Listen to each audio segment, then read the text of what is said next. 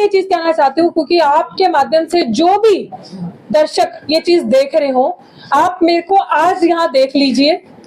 पता नहीं इस आंदोलन के चलते आप दोबारा देख पाए या ना देख पाए। अगर तो आप चाहते हैं कि पायल तडवी, रोहित वेमुला और पोस्टर पे अगला चेहरा मेरा देखना चाहते हैं तो आपकी मर्जी, आप घर बैठ के देखिए।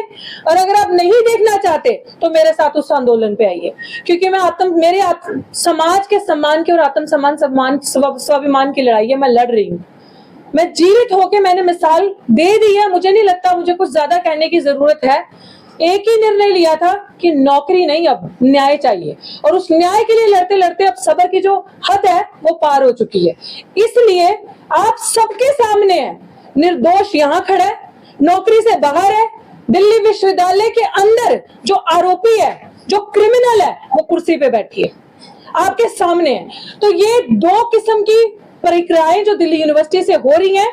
आप मेरे साथ एक एग्जांपल प्रोफेसर रतनलाल का भी ले लीजिए, सीनियर प्रोफेसर है, एसोसिएट प्रोफेसर है दिल्ली विश्वविद्यालय में, आप सबको उनका केस पता होगा। क्यों दे रही उनकी एग्जांपल क्यों जरूरी है कि अगर आप उनका रिकॉर्ड निकाल के देखो तो उनसे पढ़ा लिखा प्रोफेसर आपको दिल्ली विश्वविद्यालय में कोई नजर नहीं आएगा। प्राचार्य सर बार बार ये चीज कहते हैं कि अगर SC ST का प्रोफेसर है इतना ही काफी है, उसकी काबिलियत हमें बताने की जरूरत नहीं, क्योंकि हम दावे से ये चीज कहते हैं कि वो 100% काबिल होगा, इसीलिए एकलव्य का अंगूठा काटा जाता है। प्रोफेसर रतनलाल ने, मैं आपको एग्जाम्पल दे रही हूँ, प्लीज इसको दिखाइएगा कि प्रोफेसर रतनलाल ने जब यूनिवर्सिटी को लिखा कि मेरा प्रोफेसरशिप क्यों रोका गया है, मैं एलिजिबल हूँ उस प्रोफेसरशिप के लिए, आप मुझे मेरे को प्रोफेसर बनने दीजिए।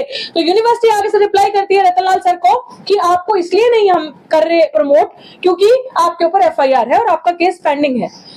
और दूसरी तरफ जो प्रिंसिपल है डॉक्टर सविता रॉय, जिनके ऊपर में चार्जशीट तक जमा हो चुकी है, मेरे केस में FIR SC ST के अंदर हुआ और चार्जशीट तक जमा है कोर्ट में, तो उसको अभी तक आपने वहां बिठाए रखा है। वो वहां है और हम बाहर हैं। और क्यों? क्योंकि ये जो जाति है ये कभी नहीं जाती, ये सिर्फ और सिर्फ जाति है, क्योंकि जो जाति से ऊपर है वो अंदर है और उसको संरक्षण मिल रहा है। वाइस चांसलर उनकी मदद कर रहे हैं और सब बैठ के उनकी मदद कर रहे हैं, और वहां पे वो क्रिमिनल बैठी है और आए दिन पता नहीं कितने दलित आदिवासियों का भोजनों का वो गला काट रही है वहां बैठे। और वहां पे जो साजिश चल रही है वो तो चलेगी।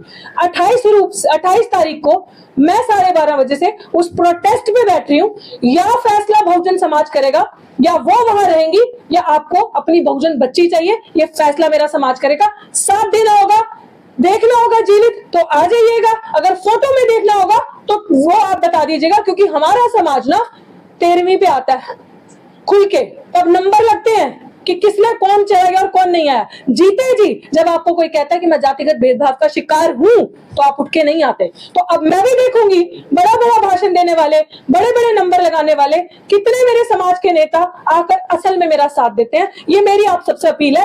अभी भी मैं हाथ जोड़कर अपील करूं कि अपनी बच्ची का साथ दो, अपने बच्चों का भविष्य बचाओ। शुक्रिया। साथियों, मैं सभी सोशल जितने साथी आए हुए हैं, एक्टिविस्ट और अधिवक्ता आए हुए हैं, उनकी तरफ से मैसेज दे दिया गया है।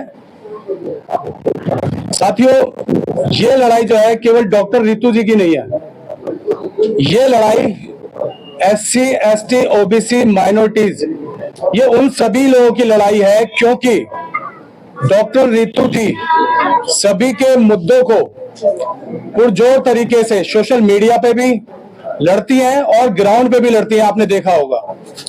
तो मैं आपको जहां धरना देना है, मैं आपको वो एड्रेस आपके माध्यम से बता देता हूं।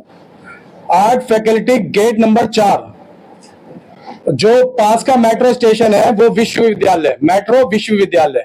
मैं एक बार रिपीट कर देता हूं, जहां पे धरना दिया जाएगा, art faculty gate number 4 near विश्वविद्यालय, मेट्रो, वहां का पास का मेट्रो स्टेशन है, और टाइम करेक्ट 12:30 बजे से हमारा धरना स्टार्ट हो जाएगा।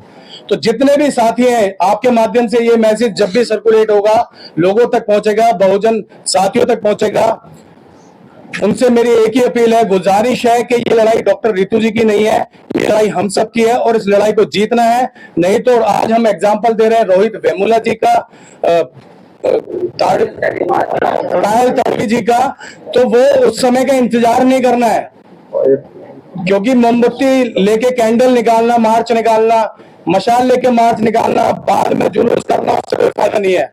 जो जीवित व्यक्ति आज हमारी लड़ाई लड़ रहा है, ये लड़ाई केवल डॉक्टर रितु जी की नहीं है, ये हमारी लड़ाई है। तो सभी साथियों को इस लड़ाई में सहयोग करना है, टाइम से पहुंचना है और बिल्कुल मजबूती से, चाहे डंडे पड़े हमारे ऊपर, चाहे मुकदमा हो, इस लड़ाई को मजबूती से लड़ेंगे। तो सभी साथियों से गुजारिश है, सभी साथी आइए। धन्यवाद। जय भीम।